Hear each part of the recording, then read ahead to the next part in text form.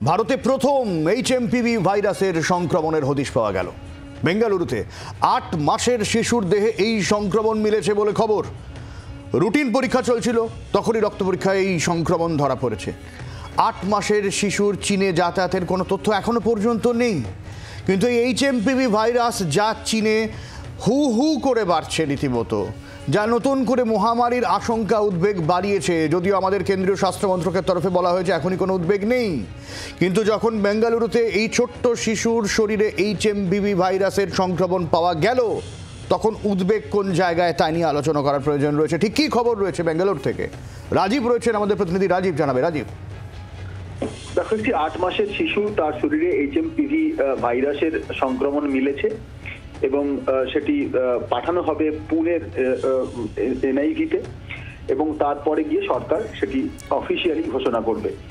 এই ভাইরাসের যে সংক্রমণ সেটি নিশ্চিত হতে গেলে তার যে ল্যাবরেটরি টেস্ট সেটি ব্যয় সাপেক্ষ।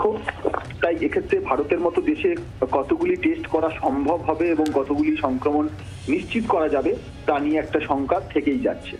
কিন্তু সরকারের তরফ থেকে এবং বিশেষজ্ঞরা বারবার একটা কথা বলছেন, সব্যসাচী, যে আতঙ্কিত হয়ে পড়া, প্যানিক হয়ে পড়ার কোনো প্রয়োজন নেই।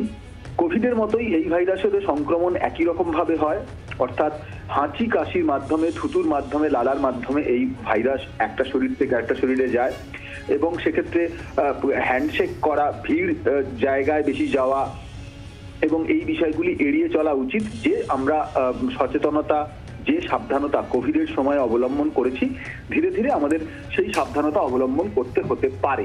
কিন্তু তার মানে এই নয় যে কোভিডে যে বিপুল সংখ্যক মানুষের মৃত্যু হয়েছে, অনেক মানুষের প্রাণহানি হয়েছে, সেই বিষয়গুলি এখনই সেরকম কোনো সম্ভাবনা নেই এবং আতঙ্কিত হয়ে পড়ার কোনো কারণ নেই। শুধুমাত্র সাবধান থাকতে হবে, এমনটাই বিশেষজ্ঞ চিকিৎসকরা জানাচ্ছেন। তবে যেটা বিষয় একটা, যে ভারতের মতো দেশে এখনো পর্যন্ত কোনো সংক্রমণের সন্ধান মিলছিল না, সেক্ষেত্রে বেঙ্গালুরুতে একটি সংক্রমণ একটি শিশুর শরীরে মেলায় চিন্তার বিষয় বাড়ছে। তার কারণ সেই শিশুটি ইতিমধ্যেই অবশ্যই তার মা এবং বাবার সংস্পর্শে এসেছে। যেহেতু ৮ মাসের শিশু, তাই তাদেরও টেস্ট করানো প্রয়োজন। তারা কাদের কাদের সংস্পর্শে এসেছে তাদেরও টেস্ট করানো প্রয়োজন কিনা, এবং সেই টেস্ট করানো যেহেতু ব্যয় সাপেক্ষ, সেটি ভারতের আম জনতার পক্ষে কতটা সম্ভব, এই বিষয়গুলি চর্চার বিষয়, বিতর্কের বিষয় এবং সরকারি সিদ্ধান্তের বিষয়। তবে এখন ভারত সরকারের তরফ থেকে যেটি জানানো হয়েছে সূত্র মারফত, যে তারা সচেতনতা বাড়ানোর উপরেই জোর দিচ্ছেন। কারণ হাঁচি কাশি, সর্দি, গলা ব্যথা ইত্যাদির পাশাপাশি এই ভাইরাসের সংক্রমণ অত্যধিক হলে, অর্থাৎ তার লোডিং জাদা হলে, সেক্ষেত্রে কিন্তু শ্বাসকষ্ট হতে পারে। আর আমি এই জায়গায় রাজীব একটু সঙ্গে থাকো কি কি উপসর্গ আপনাদের একটু জানিয়ে দিই, এবং যে উপসর্গের সঙ্গে এখন অনেকের মধ্যে যা চলছে মিল খুঁজে পেতেই পারেন। কারণ একটা ওয়েদার চেঞ্জ হচ্ছে, সেই জায়গায় দাঁড়িয়ে হালকা খুসখুসে কাশির একটা বিষয় রয়েছে। করোনার সময়, কোভিডের সময় মনে করে দেখুন একই বিষয়, এখানেও একই রকম উপসর্গ প্রাথমিকভাবে পাওয়া যাবে, যেখানে নাক দিয়ে সর্দি বা জল পড়া, গলা খুসখুস, গা ম্যাজ ম্যাজ করা থেকে শুরু করে হালকা জ্বরের মতন যে উপসর্গ রয়েছে, এবং ঘন ঘন নিঃশ্বাসের ফলে শ্বাসকষ্টের একটা যে বিষয়, ঠিক যেরকম কোভিডের সময়, সেই বিষয়টা আমরা কিন্তু আবার ফিরে দেখতে পারি। যদিও সিজন চেঞ্জের সময় অনেকেই এই উপসর্গে ভুগছেন, অনেকের গলা ব্যথা, কাশি, গা ম্যাজ ম্যাজ করা, জ্বর, ফলে আতঙ্কের একটা পরিস্থিতি থাকলেও আতঙ্কিত হওয়ার কোনো জায়গা নেই এখনো পর্যন্ত। কেন্দ্রীয় স্বাস্থ্য মন্ত্রকের তরফে বারবারই কথা বলা হচ্ছে, কারণ প্রত্যেকবারই আমরা দেখেছি যে এই সিজন চেঞ্জের সময় এই ধরনের সংক্রমণ বেশি হয়।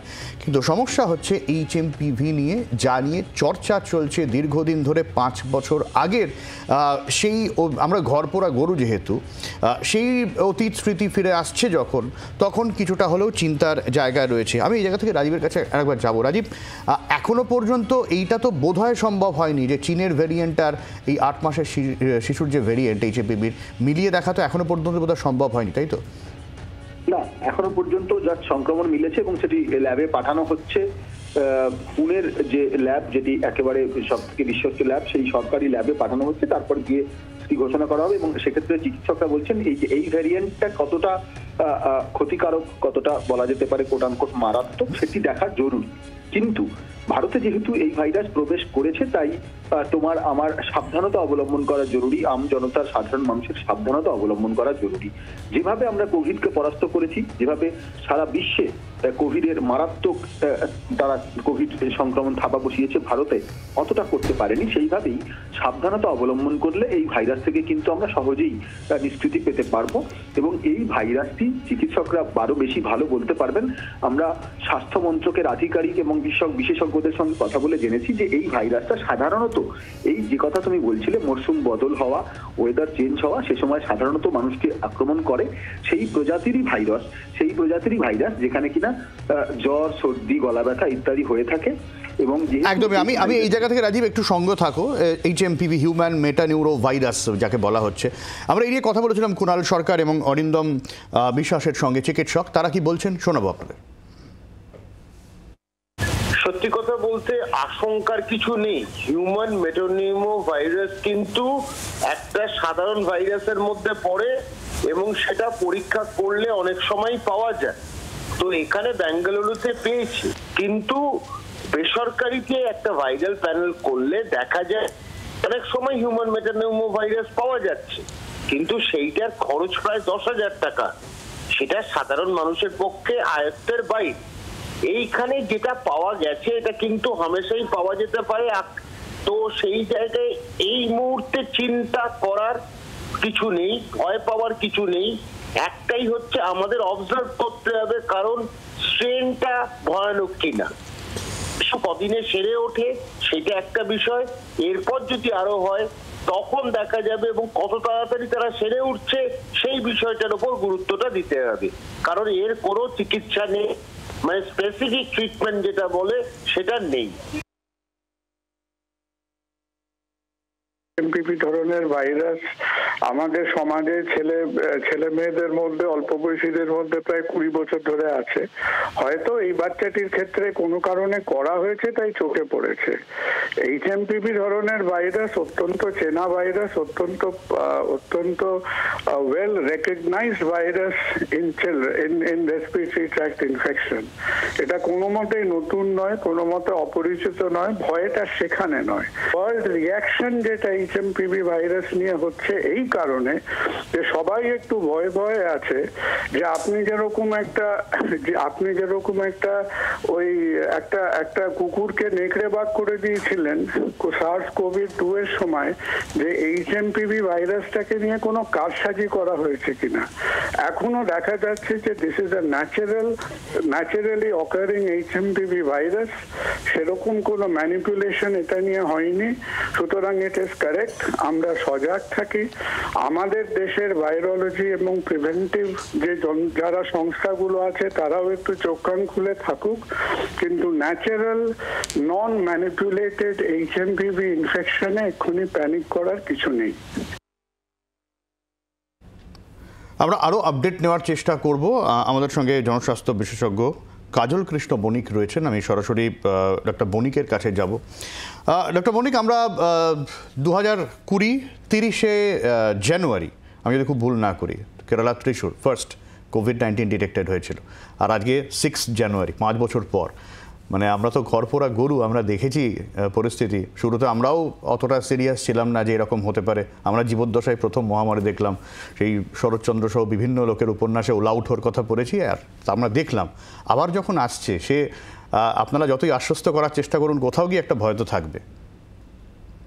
না, ভয় কেন দেখাবো? ভয় কেন থাকবে? আসলে ভয়টা কি জানেন তো, কোনো দেশ, কোনো জাতি, কোনো মানুষের প্রতি না মানুষের একটা অবিশ্বাস জন্মে গেছে। যেটা চীনের ক্ষেত্রে ঘটেছে, কোভিডের প্রাথমিক লগ্নে তারা কিছু তথ্য গোপন করেছিল বা প্রকাশ্যে আনেনি, সেই কারণেই চীনের প্রতি মানুষের একটা হয়তো ভুল ধারণা আছে। এবারও যেহেতু ঘটনাস্থল সেই চীন, এবং গত ডিসেম্বর থেকে চীনের বেশ কিছু মানুষের HMPV সংক্রমণ হচ্ছে। কয়েকটি হাসপাতালের কিছু ভিডিও বিচ্ছিন্নভাবে আমাদের সামনে এলো, আর বিশ্বব্যাপী আবার একটা ত্রাহি রব উঠলো যে আবার বোধহয় কিছু একটা আসছে, ভয়ঙ্কর, ভয়াবহ, মর্মান্তিক কিছু ঘটনা ঘটতে চলেছে। ঘটনাটা কিন্তু একদমই সেরকম না। HMPV আমরা 2001 সাল থেকে জানি, তারপরে ভারতবর্ষের মতন দেশেও কিন্তু HMPV নিয়ে অনেক কাজ হয়েছে, অনেক মানুষ সংক্রমণ হয়েছে, তার তথ্য আমাদের কাছে আছে। আসলে আপনি কি বলছেন HMPV এটা খুব কমন, মানে এটা প্রত্যেক বছর আমাদেরও হয়? আমরা যেদিন থেকে তার অস্তিত্ব জানতে পেরেছি তখন থেকে যাকে চিনি, সুতরাং এটা নতুন কিছু না। এটা ভয়ঙ্কর কিছু না, এটা মারাত্মক কিছু না, এটা হচ্ছে প্রথম নিবেদন। কেননা এটা একটা আরএনএ ঘটিত ভাইরাস, যে ভাইরাসটা আমাদের সমাজ ব্যবস্থা আছে এবং দীর্ঘদিন ধরেই আছে, সেখানে আমাদের ভয় পাওয়ার কোনো কারণ নেই। এটা গেল 1 নম্বর কথা। 2 নম্বর কথা হলো যে এই সংক্রমণটা যে কোনো রেসপিরেটরি ট্র্যাক্ট ইনফেকশনের যে উপসর্গগুলো হয় সেই উপসর্গই, এবং এই ভাইরাসগুলি সাধারণত অল্প বয়সী ছেলে মেয়েদের মধ্যে বেশি হয়, আর বয়স্ক প্রবীণ নাগরিকদের যাদের কোমরবিড কন্ডিশন আছে তাদের তো এটা অন্যান্য 5টা ব্যাধির মতন এই ব্যাধিটাও দেখা যায়। আজকে ভারতবর্ষের জনস্বাস্থ্য ব্যবস্থা সজাগ আছে বলেই বেঙ্গালুরুর হাসপাতালে উপসর্গযুক্ত শিশুটির পরীক্ষা করা হয়েছে, ধরা পড়েছে, এবং আমরা অনুষ্ঠান করছি, আলোচনা করছি। আমাদের উদ্দেশ্য তো একটাই, মানুষকে সচেতন করা। কিন্তু কাজল বাবু, আপনি নিশ্চয়ই জানেন যে এই যে সিজন চেঞ্জের সময় এটা প্রত্যেক বছর হয়, এটা নিয়ে কোনো দ্বিমত নেই।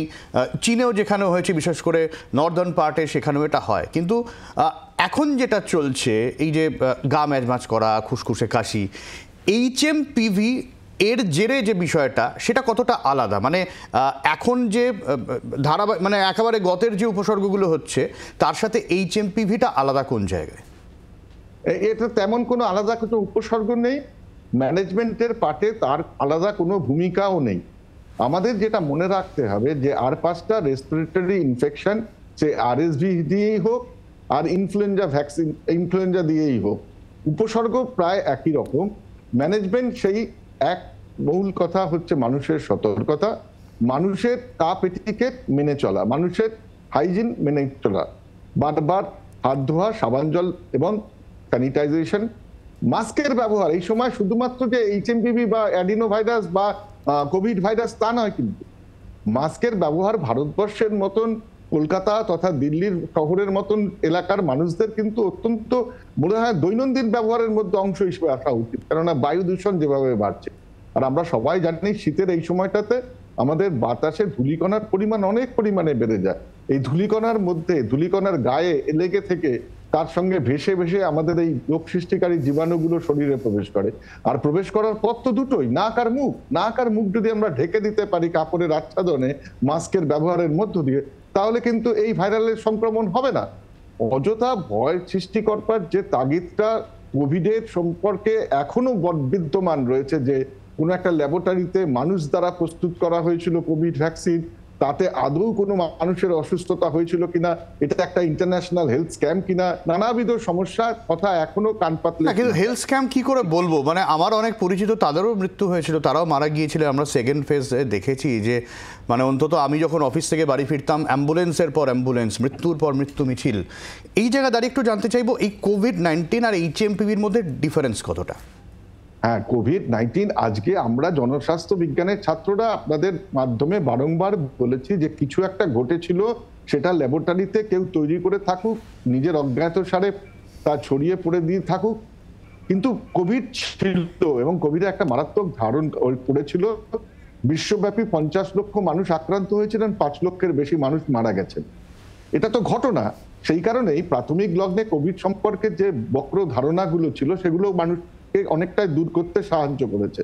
আর সেই কারণেই মানুষের ভয় যে চীন থেকে উৎপাদিত আরেকটা নতুন সংক্রমণ বোধহয় আবার সেরকম আকার ধারণ করবে। আসলে তা নয়। কিন্তু HMPV সম্পর্কে যেটুকু তথ্য বিজ্ঞানী গবেষকরা আমাদের সামনে এনেছেন, এবং আমাদের দেশের যে Indian council of medical research, তারা যেটুকু তথ্য দিয়ে আমাদের কাছে জানাচ্ছেন যে HMPVটা কিন্তু তথ্যটা মারাত্মক কখনোই হয়ে উঠতে পারবে না। না, কিন্তু চীনে এখন যে পরিস্থিতি চলছে, তার ভেরিয়েন্ট নিয়ে আমাদের কাছে নির্দিষ্ট করে কোনো ইনফরমেশন আছে কি? চীনে যে ঘটনাগুলো ঘটছে, চীনের সরকারি সংস্থা কিন্তু গত পরশুদিন সুস্পষ্টভাবে বিশ্বব্যাপী মানুষজনকে জানিয়ে দিয়েছেন যে এটা আমাদের এখানকার অলমোস্ট রেগুলার ঘটনা, এটা নিয়ে আপনারা অযথা আতঙ্কিত হবেন না। আমরা প্রত্যেক বছরই গত প্রায় 2 দশক ধরে এই HMPV ভাইরাসের সংক্রমণের কেস ডিল করছি। মাত্রাতিরিক্ত কিছু হয়নি। আমাদের দেশের পার্সপেক্টিভে আমরা বলতে পারি, আমাদের কেন্দ্রীয় সংস্থাগুলো আশ্বস্ত করেছেন, আমাদের গবেষণাগারগুলোতে PCR তার প্যানেলের ভেতরে HMPVটা ইনক্লুড করার চেষ্টা হচ্ছে, এবং বিস্তৃতভাবে ল্যাবরেটরি মেডিসিনের কাজ আমাদের দেশেও চালু কোভিড কালে হয়েছে, আরো বিস্তারিত হবে।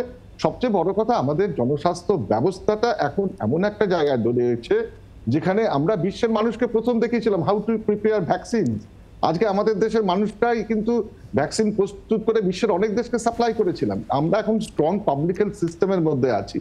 যেটা অভাব হতে পারে আমাদের দেশে সেটা হচ্ছে অন্যান্য সমস্ত ক্ষেত্রে যে কোঅর্ডিনেশনের অভাব, এবং অল সেক্টর যারা যুক্ত আছেন, যারা জানেন, বোঝেন এবং মানেন, তাদেরকে জড়িয়ে নেওয়ার যে পরিকল্পনা আমাদের দেশের অভাব হচ্ছে, সম্ভবত রাজনৈতিক কোনো কারণ থাকতে পারে।